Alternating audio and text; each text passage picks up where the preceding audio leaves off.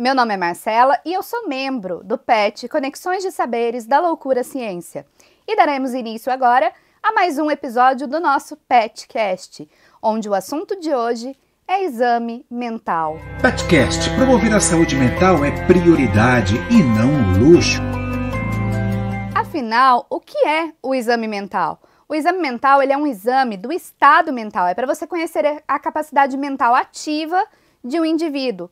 Você avalia o aspecto geral, o comportamento, as crenças da pessoa, alguma percepção incomum ou bizarra, por exemplo, delírios, alucinações, o humor e todos os aspectos da cognição. E o exame do estado mental ele é realizado, geralmente, por psicólogos e psiquiatras. E hoje, como convidado, nós temos o professor doutor Walter Melo Júnior. E ele vai contar para nós algumas experiências exitosas que ele teve e diferenciadas. Ele é professor associado 3 da UFSJ, professor do programa de pós-graduação de psicologia da UFSJ e do programa de pós-graduação em psicologia da UFJF, ambos no mestrado e doutorado. Ele é coordenador do Núcleo de Estudo e Pesquisa e Intervenção em Saúde, NEPS, do grupo Caminhos Junguianos, GCJ, e do projeto EQUO, Equoterapia e Equidade.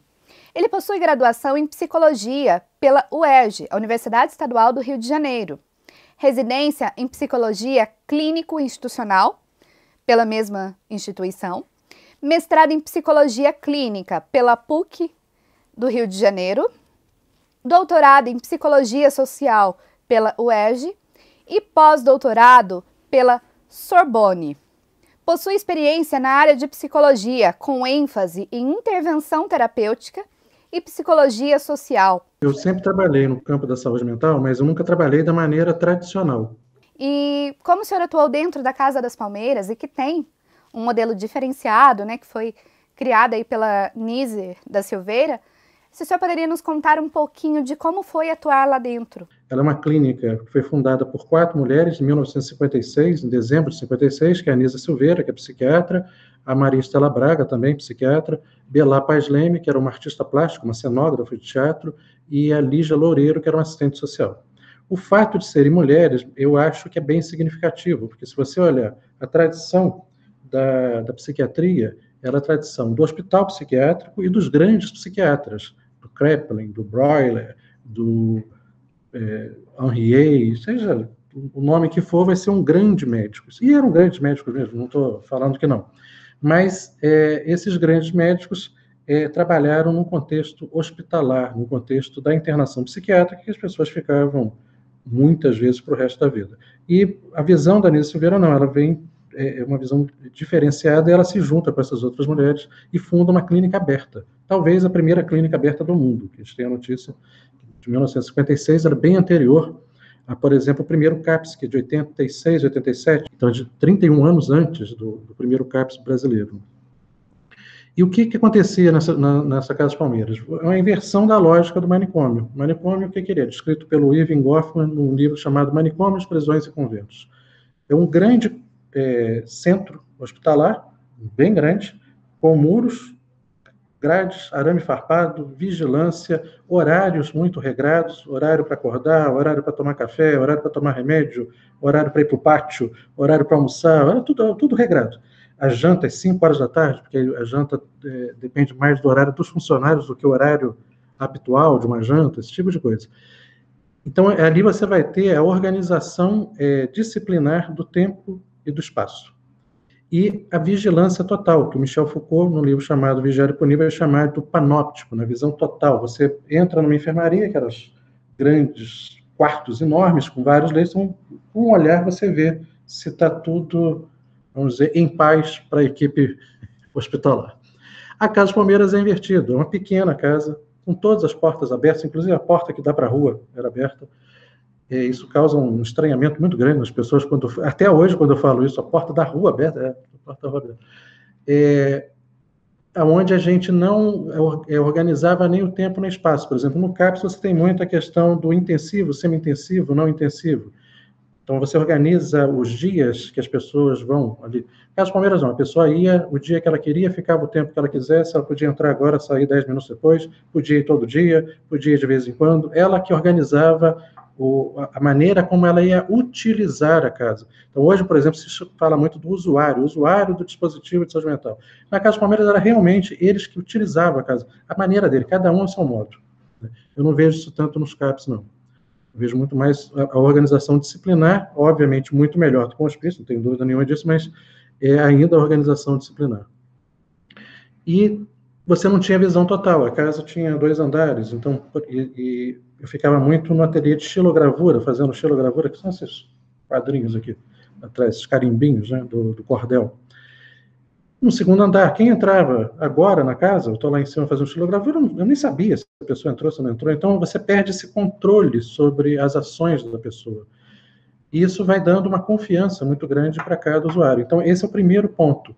A gente, quando ia fazer uma entrevista, a gente tinha que saber que a gente ia estar inserindo a pessoa num contexto de muita liberdade. Aonde, por exemplo, eu estava fazendo xilogravura, aqui com um material cortante, inclusive. Tem serrote, tem goiva, a cozinha ficava aberta com faca, garfo, tudo. Então, assim, a gente vai inserir essa pessoa num contexto de liberdade, aonde a gente não se propõe a controlar. Além de tudo estar aberto, a gente já se propõe a não controlar. Então, a pessoa, a gente vai ter que confiar muito nela, ela vai ter que confiar muito na gente, e ela vai ter que confiar muito nela, ela vai ter que saber que ela vai estar ali num lugar onde ela também vai ter que dar liberdade para o outro. Então, ninguém pode ameaçar ninguém, a equipe médica não pode ameaçar a pessoa com tratamentos invasivos, mas ele também não pode ameaçar a gente, por exemplo, numa atitude de agressividade. Então, a entrevista era muito calcada nisso, na percepção se aquela pessoa ia conseguir estar inserida nesse contexto, e quase todos estavam, que pode parecer assim, não, vai selecionar os mais tranquilos, o sujeito que vai ficar quieto. Não, quase todos estavam aptos a participar, e mesmo em momentos de crise, a gente recebia pessoas em momentos de crise, e também quase todos queriam participar daquela maneira, e gostavam muito. Então, a entrevista, ela estava calcada no potencial de tratamento da pessoa e não no diagnóstico, no critério diagnóstico de uma doença. É claro que pelo hábito e pelos estudos, a gente sabia se aquela pessoa era neurótica, se era psicótica, por exemplo, era esquizofrênica, se era esquizofrênica do tipo paranoide, as medicações, às vezes vinham de médico de fora, quais medicações tomava, a gente sabia os efeitos daquelas medicações, então a gente sabia essa parte, mas não era isso o que nos interessava naquela clínica. O que interessava naquela clínica era o potencial da pessoa de recuperação. Então, ao invés de olhar para a questão dos sintomas, a gente estava tentando ver qual que era a potência da pessoa de reorganização psicológica e de expressão dessa capacidade dele nas atividades. Então, a Casa Palmeiras, e aí eu já vou entrar na questão do contexto de atenção psicossocial, ela é organizada por 3 diretrizes, que é da liberdade, que eu falei bastante, da atividade, então eram os ateliês, o trabalho da Nancy Vieira ficou mais conhecido pelo Museu de Imagem Inconsciente, mas a Casa Palmeiras era a mesma coisa, vários ateliês funcionando, pintura, xilogravura, marcenaria, tapeçaria, e atividades de grupo, teatro, música, esse tipo de coisa. Então, atividades expressivas. Por quê? Porque a gente considera que o psiquismo, ele se apresenta através da fantasia, e a fantasia precisa ser expressa e materializada nas atividades. E a afetividade. Então, o vínculo ali era o vínculo afetivo. E o vínculo afetivo pode ser positivo ou pode ser negativo. Então, a gente fazia um mapa com quem que aquelas pessoas se vinculavam positivamente ou negativamente. Então, por exemplo, numa situação de uma pessoa chegar alterada, às vezes agressiva, era raro, mas às vezes acontecia. Imediatamente a gente já sabia, até de cabeça já, não precisava nem olhar um papel, a gente já sabia disso, com quem que aquela pessoa tinha ótimo vínculo afetivo, com quem que ela tinha péssimo. Então, se ela está alterada, a gente não vai aproximar uma pessoa que ela tem péssimo vínculo afetivo. Então, a gente chamava, não, fulana, hoje o ciclano não está bem, tem como você ficar mais perto dele? Essa pessoa, que a gente chamava, tinha um ótimo vínculo afetivo. Então, essa segurança através do vínculo. Então, essas 3 diretrizes, da liberdade, do vínculo afetivo, da afetividade e da atividade. Então, essas diretrizes de trabalho. Então, o que estava interessando para a gente numa entrevista era se aquela pessoa tinha o potencial de se expressar, não precisava ser verbalmente, se ela tinha interesse, pelo menos, em se expressar, então a gente apresentava a casa, via se ela demonstrava algum interesse pelo olhar, por uma fala, por querer estar ali, esse tipo de coisa, e também se ela vai, ao se inserir na casa, se ela vai conseguir manejar essas 3 diretrizes, que é da liberdade, da afetividade e da atividade. Hoje nós sabemos que o biopsicossocial e a autonomia, elas são muito importantes no tratamento da saúde mental. Como que se dava nessa época? Como que funcionava?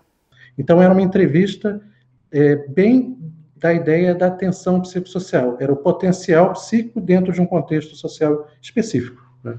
E o que a gente queria com isso? Que essa pessoa passasse pela casa e, se pudesse, ela se reinserisse na sociedade, como a grande maioria se reinseriu. Mas não se adaptar à sociedade disciplinar. Ela retornar à sociedade à maneira dela, como ela quisesse.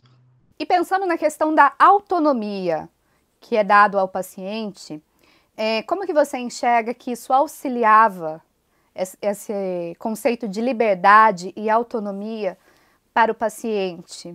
O grau de liberdade na Casa dos Palmeiras, de autonomia, era tão grande que a gente chegou a pegar gente no início do tratamento que não andava, engatinhava. Tão regredida que a pessoa estava, a pessoa engatinhando. E a pessoa saiu dali, alguns anos depois, não é da noite para o dia, depois de alguns anos de tratamento, ela saía. Ela não falava, essa pessoa específica que eu estou falando estava engatinhando, não pronunciava uma palavra. Saí dali falando, eu encontrar essa pessoa no shopping, com a irmã, comendo de garfo e faca no shopping. Isso é uma pessoa que estava engatinhando. E o tratamento, qual que era o tratamento? As atividades expressivas, os ateliês, as atividades de grupo, de teatro, e esse era o tratamento. A medicação era um auxiliar que poderia ser utilizado ou não. Isso, quando eu falo isso, as pessoas também não acreditam que poderia ser utilizado ou não.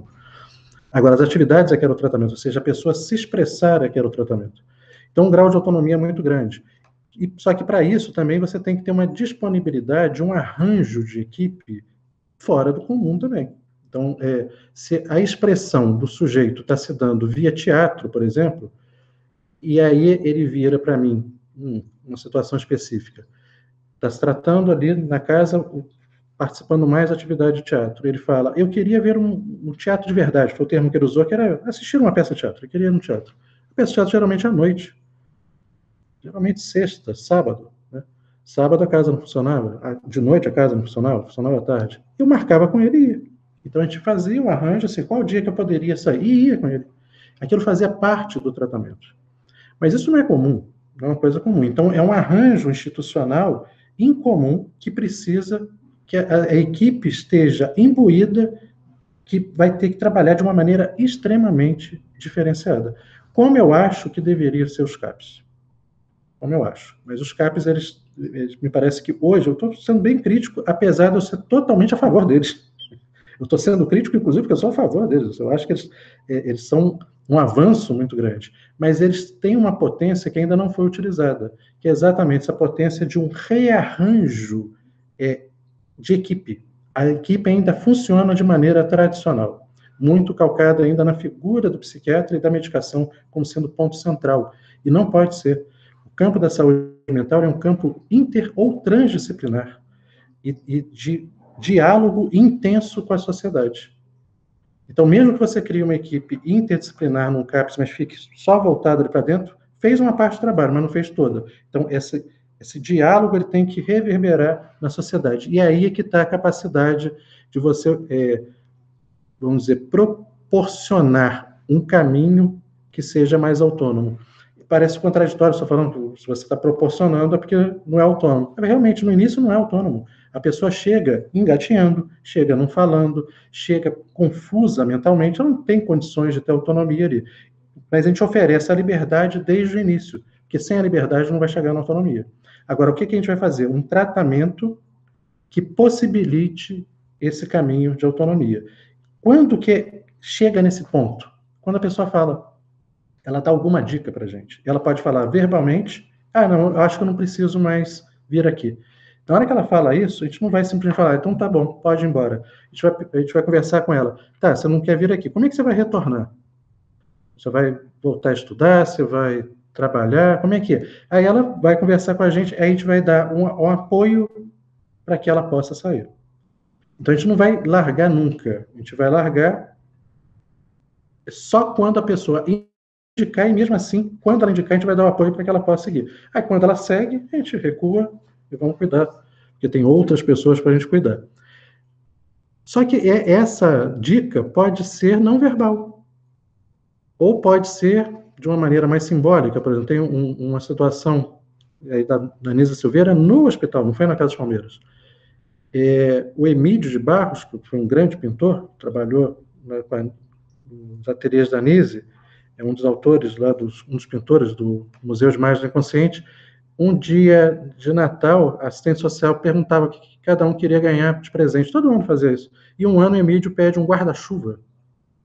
E a Anísia Silveira leva isso para a reunião e pergunta: por que uma pessoa dentro de um hospital psiquiátrico precisa de guarda-chuva? Não precisa, isso é um pedido bobo que o Emílio fez. Ela falou: não é bobo. A gente precisa de um guarda-chuva fora do hospital. Ele tá dando a dica para a gente que ele quer ir embora. Então a gente tem que proporcionar isso. Como é que a gente vai fazer com que esse sujeito saia desse lugar que ele quer sair? E aí foi feita toda uma conversa com familiares que não queriam receber e que acaba aceitando e o recebem em casa, e o Emílio segue a vida dele. Depois ele acaba retornando porque o irmão falece, aí perdeu o apoio social, ele acabou retornando.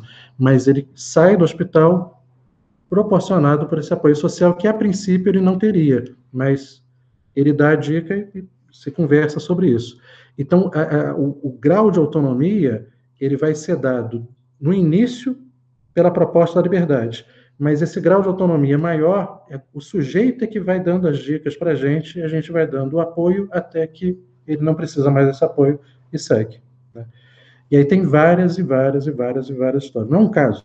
Muito obrigada, professor Walter, por mais essa participação, por estar aqui compartilhando conosco esse seu conhecimento e que nos leva a refletir cada vez mais sobre essa reforma psiquiátrica que foi realizada e uma luta constante para que não haja esse retorno, né? Para que os pacientes tenham essa autonomia, essa liberdade. Agradecemos também a todos vocês que estiveram aqui conosco e até a próxima.